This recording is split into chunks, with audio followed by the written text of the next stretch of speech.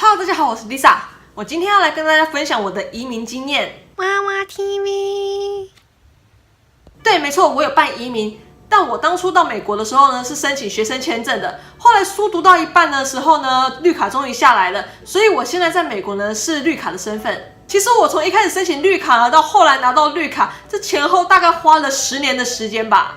那拿绿卡有什么好处呢？大概就是你可以自由的进出美国啊，可以无限期的居留与工作啊，然后可以学费减免啊，可以考美国公民啊，还可以考一些专业执照啊，差不多就是这样吧。那大家知道办美国移民最快的方法是什么吗？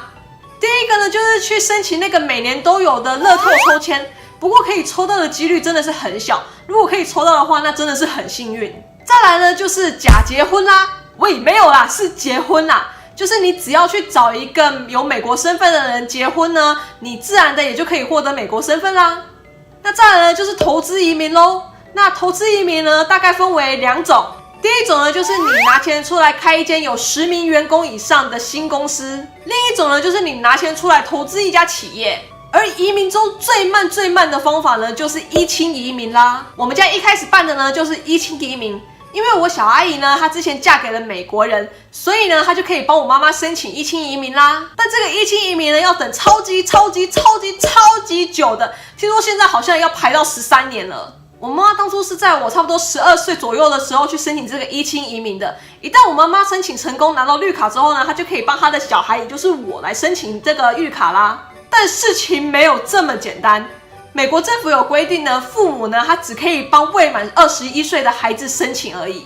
而我妈妈排了好多年，都一直还没有轮到她。而我再过几年就要满21岁了，我妈妈就想说，这样会不会来不及呀？而当初我妈妈身边很多朋友们呢，都在办这个投资移民，所以呢，当初我妈妈就想说，那我们干脆也来办投资移民好了。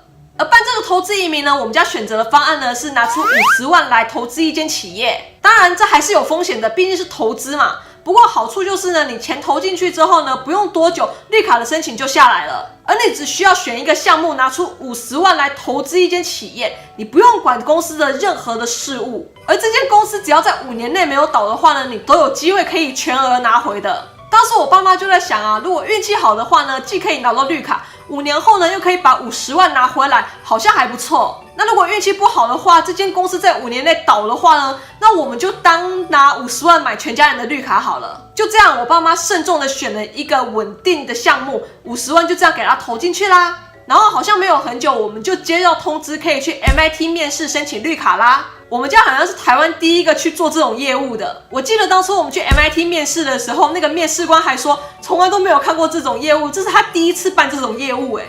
好啦，值得高兴的是呢，我们家在5年后呢，顺利的把50万全部都拿回来了。然后其实我们在把钱投下去的2年后呢，我们就开始收到投资公司的分红啦。好啦，这就是我的移民故事。其实呢，我今天拍这个影片的目的呢，是想要跟大家说，如果想要做投资移民的话呢，一定要选好律师，选好投资项目。要是一个不小心呢，钱不仅打水漂，你可能连绿卡都拿不到哦。我有听过有一些移民律师啊，或者一些移民顾问，他们跟一些公司是有合作的，所以他们如果推荐那些合作公司的项目的话呢，他们可以拿到很高的佣金，所以他们就会罔顾投资者的利益，去推荐那些不稳的投资项目给投资者。其实我们家在一开始呢，找的那个投资顾问呢，他也不是很好啦，他有很多事情没有跟我们说，也有很多事情没有帮我们去处理。我们是到美国之后呢，因缘际会的去认识了一个移民律师，他人很好，也很有耐心的回答我妈妈任何的问题，他也帮我们处理办理后续的移民手续，直到最近的50万拿回呢，都是他帮我们处理好的。所以如果有想要做这种投资移民的小娃娃，想要找律师的话呢，欢迎私讯我，我可以介绍我们的律师给你哦。你可以跟他咨询关于投资移民的相关问题，不用担心他是讲中文的。听我妈妈说了，他有时候呢还会因为客户是在中国啊，或者是台湾，他还会特地飞过去做说明会。好啦，那今天这个影片就到这里。如果你觉得有帮助的话呢，帮我按一个赞，然后帮我分享出去。还没有订阅的朋友们呢，也不要忘记帮我按一下订阅，然后不要忘记打开小铃铛，才可以在第一时间收到最新的影片通知哦。那我们就下次见吧，拜拜。